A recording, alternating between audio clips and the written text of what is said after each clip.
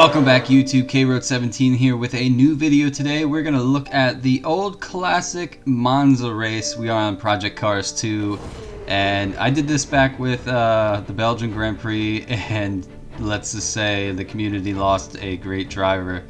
It's a bit sad, but we're going to look into this. I'm fascinated with classic cars. We're going to look at the 1960 Italian Grand Prix. Now, unfortunately, Project Cars 2 does not have the 1960 cars, so we're going to use what we have, the closest one being the Lotus 1964 or 67, I think. But we're going to look at this. It's going to be the entire race. We did 3 laps of here. As we can see, we're getting going. The green light is gone, so we're on our way. And this first 2 chicanes, I'm going to be honest, these guys are so slow. This is the AI, this isn't multiplayer, but here we are running into the gearbox of somebody. And yep, just, pushing them out of the way. I was trying to get the hang of this. Like I said in the last video, I haven't played this game in a long time. But here we are, gearing up to go around the left and then the right. And the infamous part of this track, the oval part, and this is the only reason, actually this is one of the reasons why I bought this game, is because I wanted to run this course and just see how terrifying it really was. Honestly though, I absolutely love it. This is kind of bonkers, really. But a little fun fact about the 1960 Italian Grand Prix. This is when they introduced this oval, and a lot of teams at the time boycotted it because they did not want to run it.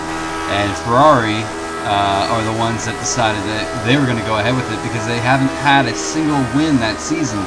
And they thought, alright, well, our car is great in the straight line speed, so we're going to introduce this oval, which was absolutely insane at the time, just to help, maybe make sure that they can actually win a Grand Prix that season. And like I said, a lot of the teams were boycotting it, didn't want to run it. Lotus were one of them. A couple of the other teams at the time were saying, no, this is not safe. We're not going to do this. However, they did go ahead and run that Grand Prix, and I believe Ferrari did win that race, picking up the first win of the season. And here we are. So you'll recognize this part of the track. A lot of the chicanes you not witnessed but know of now aren't here. This being 1960s, so we're gonna go along. But you'll recognize a lot of this track, especially for the people that play F1, 2018, 2017, 2019, all those games. People are getting really out of shape, but trying to follow the line so we can pick up a couple positions here following the AI. Here is one of the corners you guys will definitely be familiar with, as we're going to go underneath the tunnel where the track, the oval part of the track is right now, coming on the back stretch. We're going to follow the AI through. Underneath the tunnel we go. We're going to head to the back stretch of this Grand Prix. Now, here is the nice chicane. It's to the left and to the right, but back then it was just a little bit to the left and go for it. Keep your throttle down as hard as you can, but not today. They have a lot more safety standards in the way of the cars and the tracks. But here we are. This corner was actually really tricky. The first couple laps as practice I did, I could not figure it out. It's like a very low speed corner, so if you enter that with any type of speed and you're not ready for it or on the brakes the correct way, you're actually gonna kind of veer off a little bit. I went into the dirt a lot. Back then they didn't really have gravel, they just had dirt. Like if you went off the track, you're gonna either go into the dirt or you're gonna go into a wooded area. They didn't have these guardrails. These guardrails I'm not sure of, but I'm pretty sure they had these just to separate the track. As you can see, the AI going very slow ahead of me, and this is where it gets pretty interesting. We're gonna make for a little cheeky move, maybe try to split these 2 AI drivers right ahead of us. They're going side by side, which is just suicide through this oval part of the track. But we're gonna make it even worse, as we're gonna go and maybe look for the inside. The guy in front of me is not sure what he wants to block, so we cleanly get through, and that is 2 positions actually gained through that, and the AI grabs the grass right behind me. It's pretty interesting just driving this course, and I get really nervous about going through there as the AI passes me. Keeping the speed and the throttle down, I was not able to, as I second guessed myself going through that oval part, or entering the oval, on to lap 2. I guess you'd say this is the second part of the lap.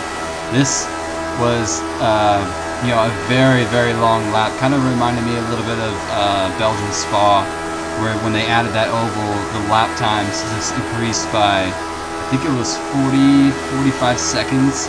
But this is just, your typical lap of the Italian Grand Prix now. There's a lot of Ferrari fans, I guess you could say Alfa Romeo fans know too now, because they actually have their home Grand Prix this weekend. Yes, the Italian Grand Prix is this weekend. Can Ferrari pick up a second win of the season? Charles Leclerc was the first Ferrari driver to get a win this season, and it was his first Grand Prix win. So, congratulations to Charles. Here we are going through the AI. Take a little bit of the inside curve as best as we can to get around and get that position gained. Going back down through the tunnel. This is actually pretty strangely familiar when you hop on this game. Running laps in this track, this section right here. You kind of know what's going to come up ahead of you. But, I mean, that corner though, you're kind of waiting for the two chicanes, but they're not there. So you just gotta push your luck a little bit, keep the throttle down as hard as you can. Here is basically the turn I had in question. I could not figure this out, so you go really slow. Even then, the back end kicks out a little bit on me, and it's still kicking out a bit. I don't know if I got tapped by the AI in the gearbox or not, but on to our third and final lap. That was our second lap completed. Can we gain any more positions out of this race? It's going to be quite a task, but as you can see, these guys really slow up for the chicane, so we pull up right to the back of them as they go really, really slow through here. So I'm on course to get a couple more positions gained. Can I make my way around this AI? It looks like he's going to keep right ahead of us, so we are not going to hold that position.